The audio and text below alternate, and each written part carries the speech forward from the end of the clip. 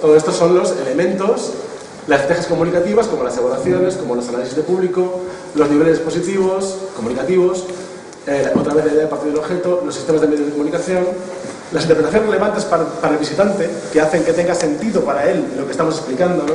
Todas estas son estrategias que hay que aplicar en la exposición para que la exposición resulte interesante, atractiva, responda a los intereses del público.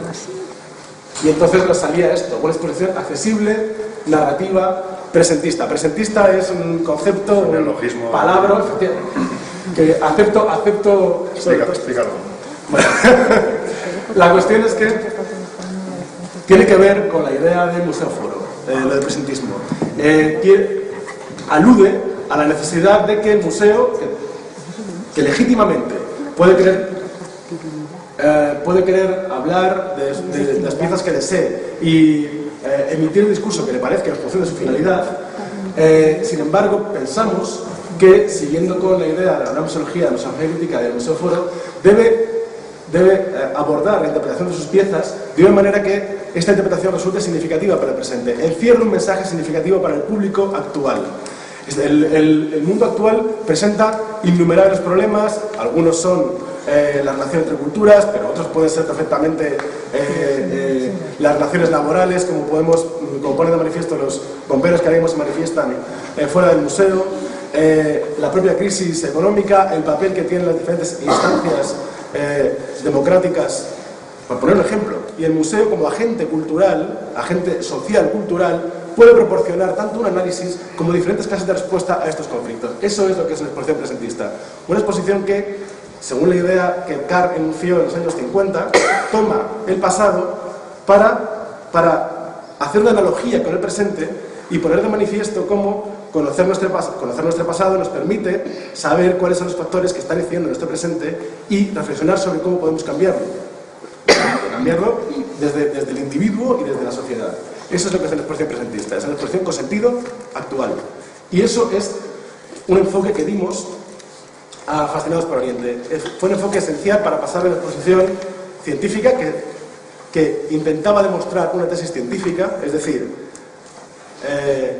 las relaciones entre Oriente y Occidente han sufrido cambios desde Marco Polo, o desde Alejandro Magno hasta la actualidad. Es una tesis científica que se puede verificar, a la exposición actual, que dice: las relaciones entre Oriente y Occidente han cambiado, pero Occidente siempre ha tenido una visión mítica de Oriente. Ahora podemos aprovechar cosas que Oriente nos cuenta.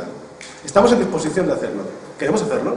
Estamos ya hablando entonces no de una exposición que simplemente habla del pasado, sino que a partir de las relaciones, digamos, etnocéntricas que hemos tenido con Oriente en el pasado, nos estamos preguntando: ¿queremos seguir con esta clase de relación o queremos enriquecernos a partir de la relación? Cosa que no ha ocurrido hasta ahora.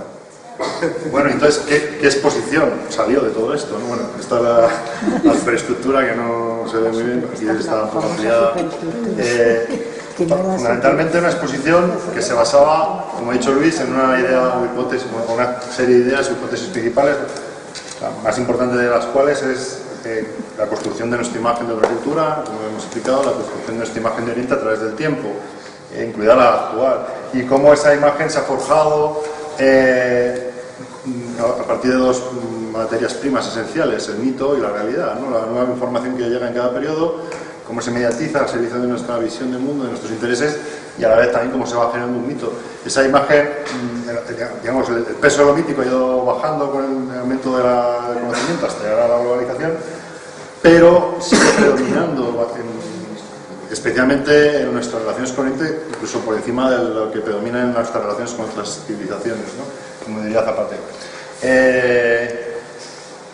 Y la otra gran idea, el otro gran tema, lo ha dicho Luis, es vamos a revisar qué nos ha aportado la cultura oriental y cómo nos ha enriquecido, ¿no? A nuestra propia cultura, a nuestra propia civilización a lo largo del tiempo, para transmitir esa imagen positiva en el sentido de favorecer la predisposición de nuestros conciudadanos a la receptividad, a la tolerancia, casi al deseo, ¿no? De mezclarse, ¿no? La introducción y el final eran las dos áreas más vinculadas a este nuevo enfoque, ¿no?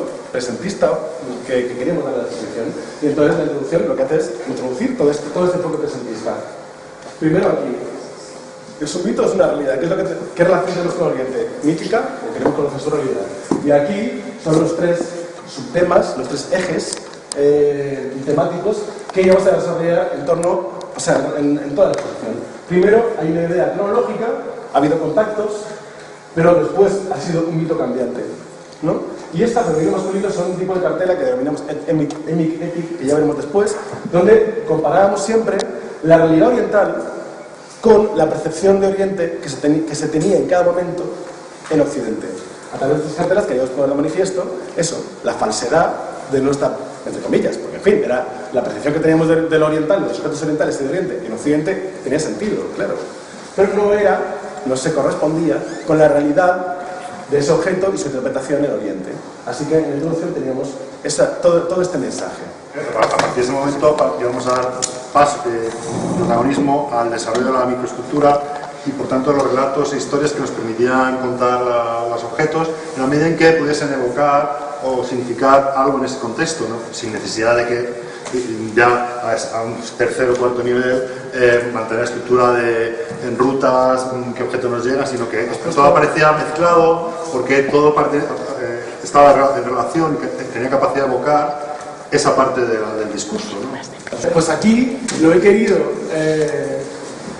poner de manifiesto es el tránsito de la exposición científica que teníamos en un origen, esa macroestructura que nos presentaba Fernando, a la macroestructura de la exposición comunicativa o divulgativa. En primer lugar, lo que hicimos fue aquí cambiar la temática. Como si recordáis, la anterior estructura lo que marcaba eran diferentes hitos cronológicos, ¿no? Era el contacto en tal época, el contacto en tal otra época. Aquí lo que tenemos ya es un elemento interpretativo.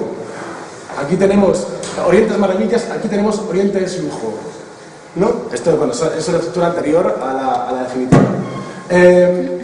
Lujo o maravillas son lo que mi madre denomina clave asociativa. Es el elemento que permite interpretar el sentido de todas las piezas del área. Así que, o sea, así como antes veíamos que la temática... Madre, por si alguien no lo sabe, es Ángela García, ¿no?